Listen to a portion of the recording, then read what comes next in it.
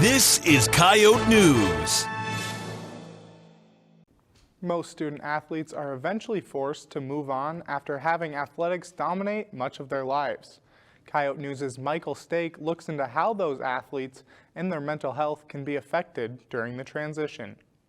People are a creature of habit, and when someone has to stop doing a habit or routine that's been built up for years, like in this instance, a sport, it can bring up a lot of emotions. Well, I think that there's definitely going to be a sense of grief in some capacity where it's like, man, I had this whole team of people, I had all these people rooting for me, I had coaches that believed in me. To a certain degree, there'll be a period of not having that, and that's really difficult. But ultimately, I think it's up to the individual to kind of structure their life how they want to.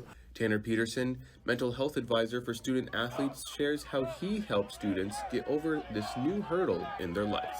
Seeking counseling is one.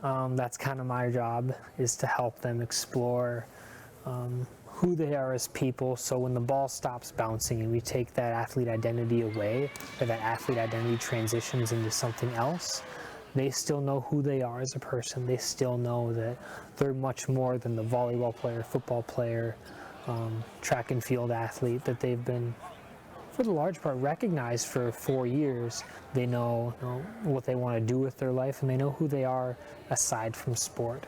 And that, I think, is a big part of that transition out of athletics. For Coyote News, I'm Michael Stake. Student athletes needing help with the transition can visit Peterson's office in the Student Counseling Center in Dakota Hall.